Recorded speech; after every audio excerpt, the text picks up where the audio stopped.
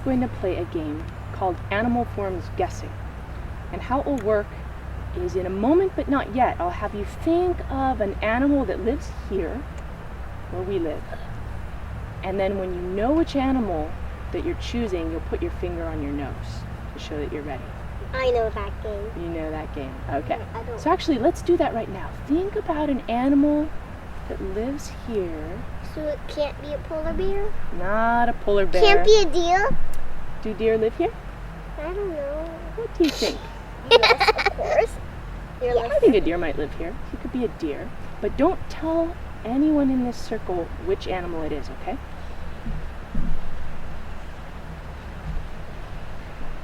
So we all have our animal. And we're each going to take turns, starting with Maya and then going around the circle this way, doing an animal form of our animal.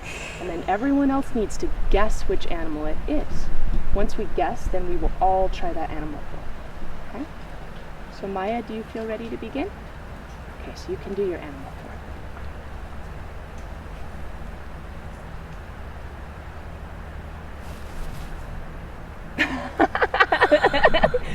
Do you have a guess? Possum? You got it! You're a possum. Okay, so let's try. Because I played Let's try possum form. So let's see, what did you do first? I went like this, and then I rolled over and dropped. And then yeah, possum form. And one more Because I time. knew they could play One more dead. time.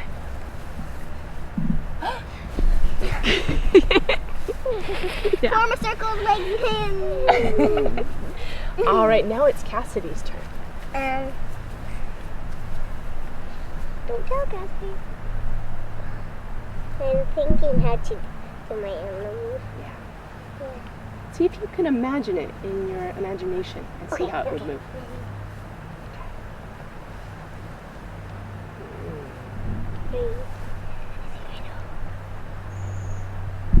Deer? Yes! Oh, she's a deer. Okay, so let's try deer form.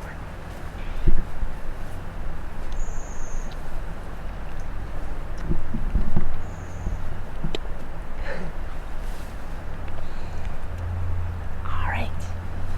Let's reform our half circle. And now it's Kyla's turn. What was it? Okay. I'll just do that one. Flamingo. No. Heron? Yes. Oh, heron, a great blue heron? Yes. Okay, so Was let's it try this? great blue heron. What sounds do great blue herons make?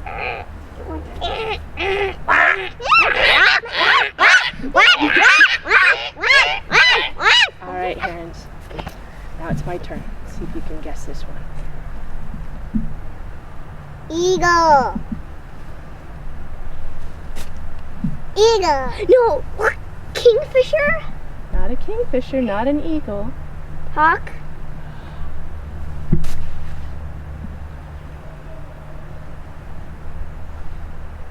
Do you think I'm a bird? Yes. Yeah, I'm a kind of a bird. And you get fish from the water. I get fish from the water. Exactly. I'm a bird that mostly eats fish. And when I fly, my arms are this shape. Vulture. And I make big nests of sticks. Vulture? Not a vulture. Hmm. And I'm white mostly. Seagull. Not a swan, not a seagull. I start with an O. Stridge. Osprey. Osprey. Yeah, so let's try osprey, okay? Flying. And then you see a fish and you dive down. And you got it. And you're flying away. Then, ooh, you could perch too and eat the fish. I'm putting it in my toes, the grass that I Yes, caught. exactly, in your talons. And sometimes And then let's fly one more time. and see a fish. And see a fish. Watch Get this, it in your talons. Now put it in my talons. Thank you, osprey. Let's reform our circle. Thank you for trying animal forms guessing. I got my grass. Look, I got my fish. You did. I got my fish. You did. Hi, I'm Sol and welcome back.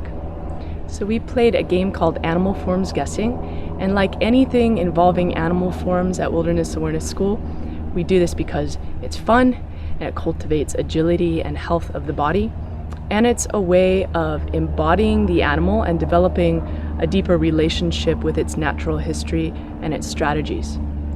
There's also a process in this game called master listing. A master list, for example, would be a list of all the mammals in your bioregion, or all of the birds, or all of the lichens.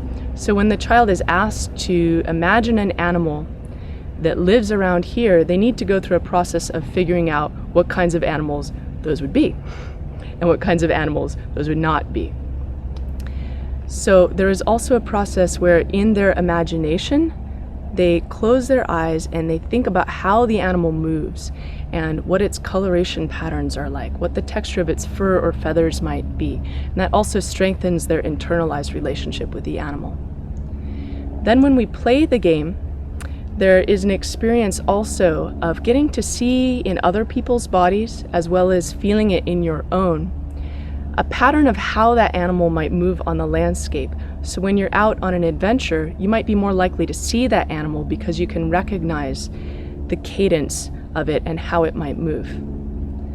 There's also something social going on where each person's expression is mirrored and celebrated back to them, and everyone gets to join in doing the movement. Up levels to this game might be asking the children to imagine a particular type of animal. For example, asking them to become a reptile or amphibian from the area, or something from a particular bioregion, like something that might live at a swamp. Other things to know about this game are they can be played with 2 people to many people, all ages, and as any Animal Forms game, you can adapt it to your own body and movements that work for you. So thank you, and we'll see you next time.